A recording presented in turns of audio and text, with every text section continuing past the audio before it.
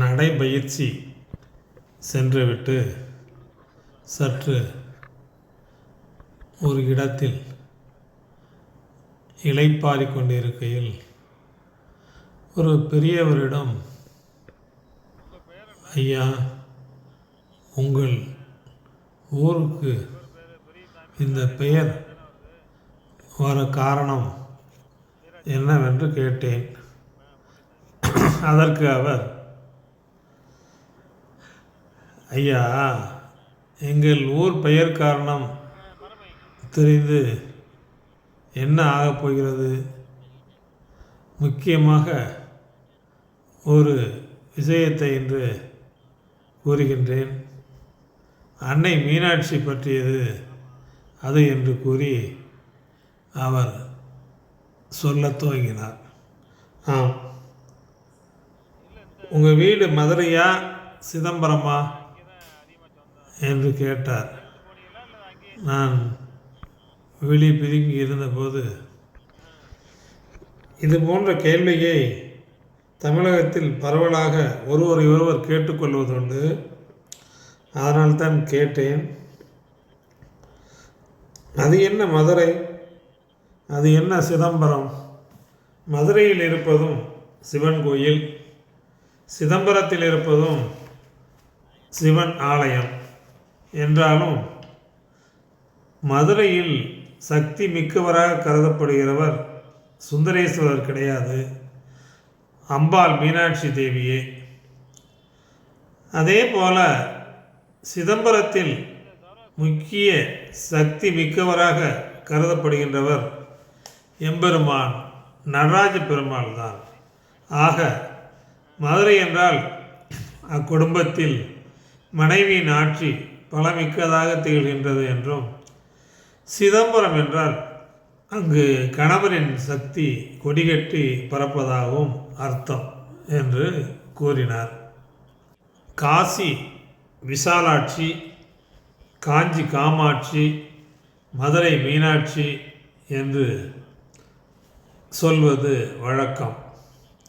இம்மூன்று அன்னையர்களும் ஒரே மாதிரியான சக்தியை பெற்றவர்கள் என்பதாலேயே இவர்கள் சக்தி மிக்கவர்களாக திகழ்கின்றனர்.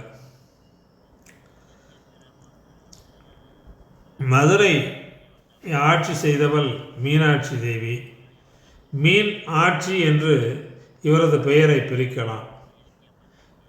மீனை போன்ற விழியுடையவள், அதாவது எப்பொழுதும் இமைக்காமலேயே இருக்கும் மீனின் கண்கள் இமைக்காமல் எப்பொழுதும் விழிப்புடனே இருந்தவாறு தன் குஞ்சுகளை பாதுகாக்கும் பொறுப்புடன் இருக்கும் மீன்கள்.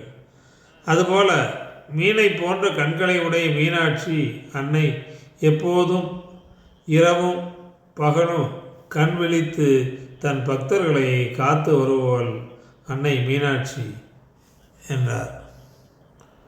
இவரை மரகதவள்ளி என்றும் அழைப்பர். மரகதம் பச்சை நிறத்தில் இருக்கும். பச்சை என்பது பொதுவாக பசுமை, அதாவது செழிப்பை குறிக்கும். எனவே செழிப்பானவள், செழிப்பாகவே உலகை வைத்திருப்பவள் மீனாட்சி தேவி என்றும் கருதலாம். மதுரையில் மீனாட்சி தேவி முக்கியத்துவம் பெற்று விளங்குவதற்கு இன்னொரு முக்கிய காரணமும் உண்டு. இங்கு மீனாட்சி பிறந்ததாக வரலாறு உள்ளதால் மீனாட்சி தேவியின் சன்னிதானம் இங்கு முதன்மை பெற்று விளங்குவதாகவும் கொள்ளலாம். இக்கோயிலின் தலவிருட்சம் கடம்ப மரம் வணங்கப்பட்டு வருகின்றது. சுமார் 7500 ஆண்டுகளுக்கு முன்பு கடம்ப மரங்கள் நிறைந்த காடாக இருந்த காரணத்தினால் இது கடம்ப வனம் என்று அழைக்கப்பட்டது. அப்போது மதுரையை ஆட்சி செய்த குலசேகர பாண்டிய மன்னரின் கனவில் சிவபெருமான் தோன்றி இக்காட்டை அழித்து அங்கு சுயம்புவாக தோன்றியுள்ள சிவனுக்கு ஆலயம் ஒன்றை கட்டுமாறு பணித்தார். இதனை அடுத்து இந்த வனத்தை அழித்து கோயில் கட்டியதாகவும் மதுரை மாநகர் உருவாக்கப்பட்டுள்ளதாகவும் வரலாறு. மூலம் அறிந்து கொள்ள முடிகின்றது.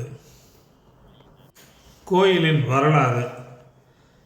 பல்லாண்டுகளுக்கு முன்னர் மதுரை மாநகர் கடம்பவன காடாகத்தான் காட்சியளித்தது.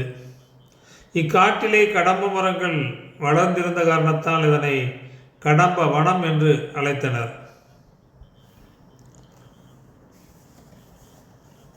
இங்குள்ள அடர்ந்த காட்டில் அமர்ந்து பரம்பொருளான சிவருமானை நினைத்து ஆழ்ந்த தியானம் மேற்கொண்டார். அப்போது அரசர் அவருள் இத்திருத்தலத்திலே ஏதோ ஒரு முக்கியத்துவம் இருப்பதாக தெரிந்தது. எனவே அக்காட்டில் அலைந்து தெரிந்து பார்க்க தொடங்கினார். ஒரு இடத்தில் சுயம்புவாக தோன்றியிருந்த லிங்கத்தை கண்டார். ஆச்சரியமும் ஆனந்தமும் ஒரு சேர லிங்கத்தின் முன்பாக மண்டியிட்டு மனமுருகி தொழுதார். அவரது இடைவிடாத பக்தியினால் கவரப்பட்ட சிவபெருமான் அவர் முன் தோன்றினார். இந்திரனுக்கு அருள்பாலித்தார். அவரது பிரம்மஹத்தி தோஷமும் அத்துடன் விடைபெற்று கொண்டது. யார் வந்தது? ஒரு முறை இந்திரன் தனக்கு ஏற்பட்ட கொலை பாவமான பிரம்மஹத்தி தோஷம் நீங்குவதற்காக பூலோகத்தில் உள்ள பல்வேறு தலங்களுக்கு சென்று பரபிரம்மத்தை வணங்கி வந்தார். அப்படி வணங்கி வருகின்ற போது கடம்பவனத்திற்கும் அவர் வந்தார். ஏனோ தெரியவில்லை, இங்கு வந்ததும் அவருக்குள் ஒரு அற்புதமான உணர்வு தோன்றியது. தனது தோஷம் நிவர்த்தியானது போல ஒரு அமைதியான நிம்மதி கிடைத்தது. இங்குள்ள அடர்ந்த காட்டில் அமர்ந்து பரம்பொருளான சிவபெருமானை அவர்தான் நினைத்து ஆழ்ந்த தியானம் கொண்டார். அப்போது அவருள் இத்திருத்தலத்திற்கு ஏதோ ஒரு முக்கியத்துவம் இருப்பதாக தெரிந்தது. எனவே அக்காட்டில் அலைந்து திரிந்து பார்க்க தொடங்கினார்.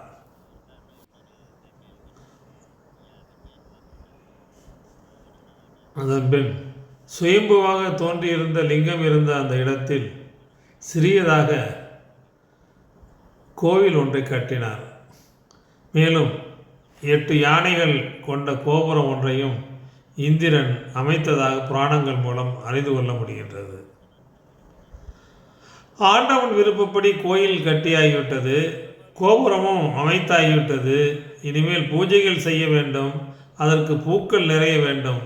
ஆனால் இந்த காட்டில் பூஜைக்குரிய மலர்கள் கிடைப்பது அரிதாக இருந்தது. இதனால் சிவனுக்கு பூஜை செய்ய முடியாமல் மிகவும் அவதிப்பட்டார் இந்திரன்.